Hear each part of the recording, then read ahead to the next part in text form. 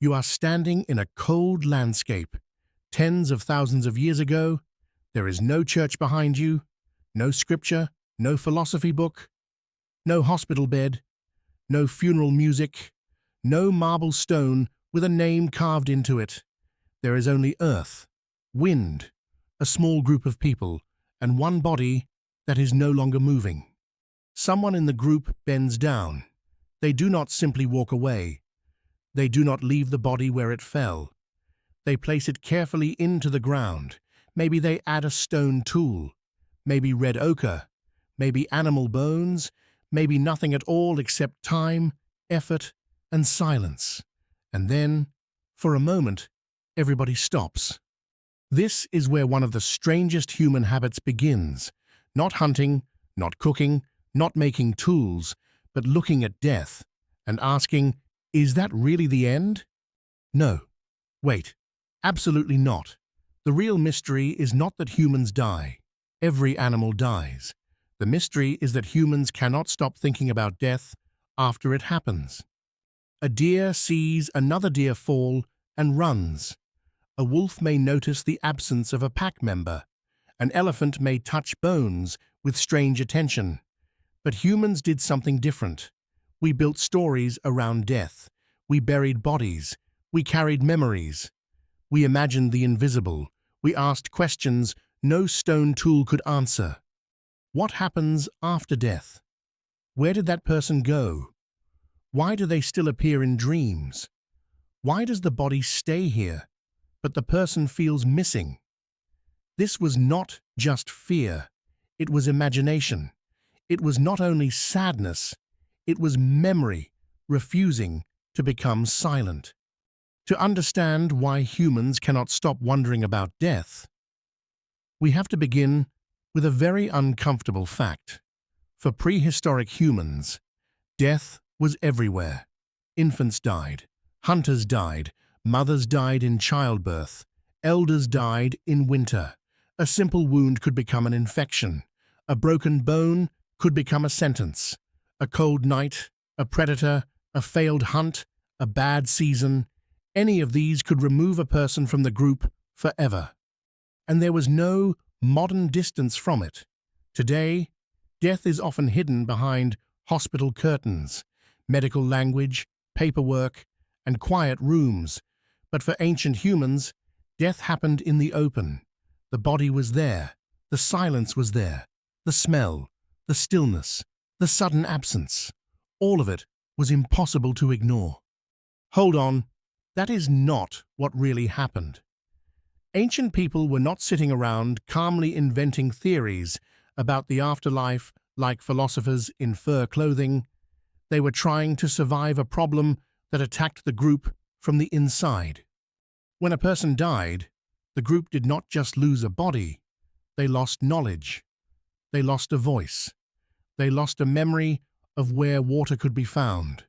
They lost someone who knew which plants healed and which plants killed.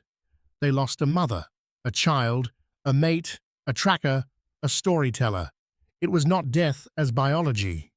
It was death as social damage. That is why death became larger than death. A dead person still mattered because their absence changed everything. This is not just a guess.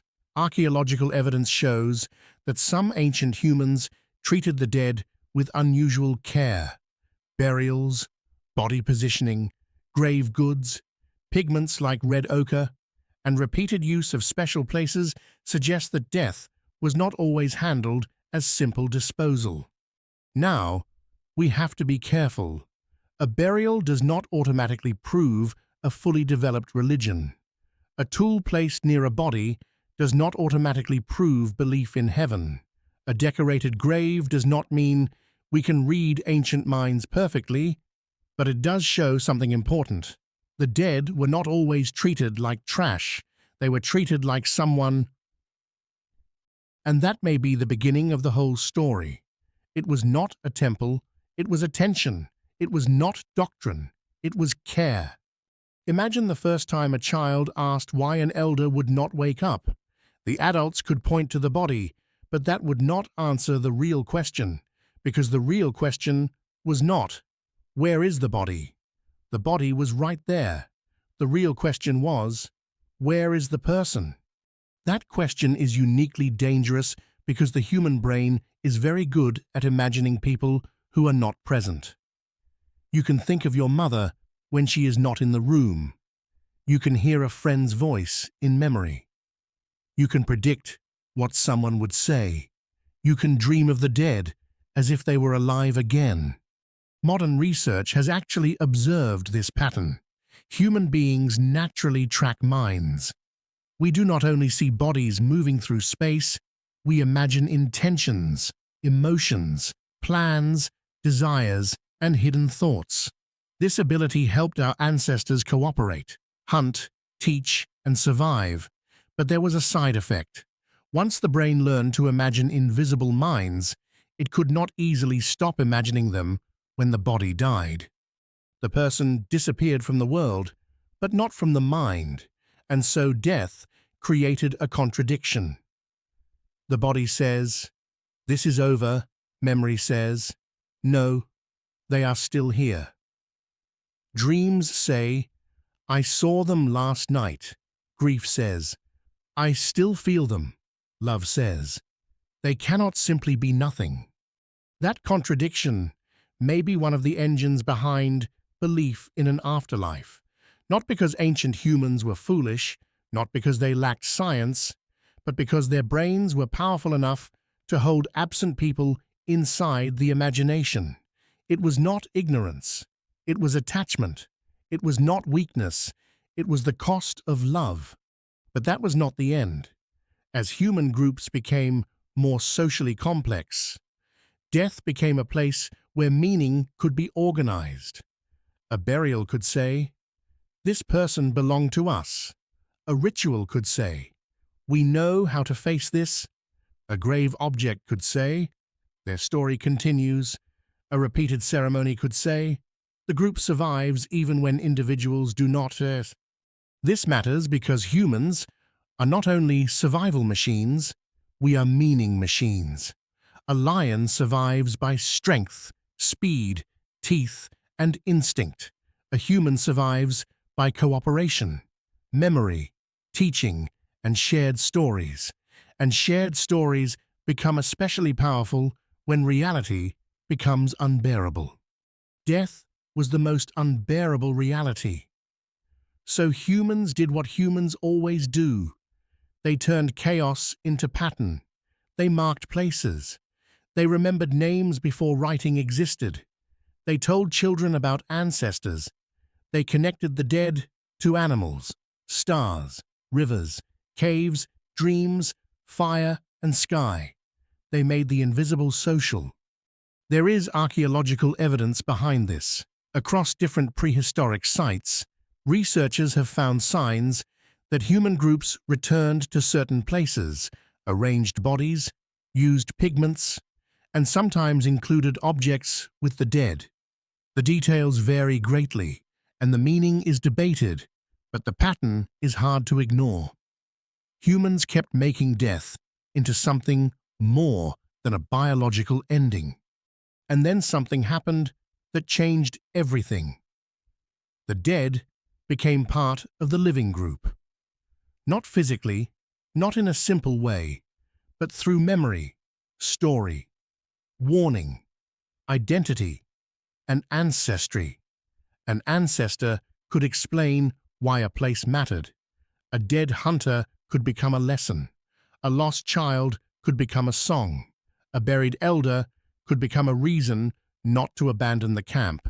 A grave could turn empty land into home. This may be one reason humans cannot stop wondering what happens after death, because death does not remove a person from human society instantly. The body is gone, but the relationship continues. You still love them. You still fear disappointing them. You still remember what they taught. You still hear their words when making decisions. You still ask what they would have wanted. Even today, many people speak to the dead in private moments. They visit graves, they keep photos, they save old messages. They wear objects that belonged to someone who is gone. We call ourselves modern, but the ancient pattern is still there. The dead remains socially active in the imagination of the living. Stop there for a second. This does not mean every belief about death is the same. It does not mean every culture imagined one identical afterlife. Some imagined shadow worlds. Some imagined ancestors nearby. Some imagined rebirth. Some imagined judgment. Some may have imagined nothing we can clearly reconstruct, but the question itself appears again and again. Why? Because humans know the future, and that is both our gift and our punishment. A chimpanzee can fear danger, a deer can run from a predator, but humans can sit safely by a fire and imagine their own non-existence. That is a terrifying superpower. We can picture tomorrow.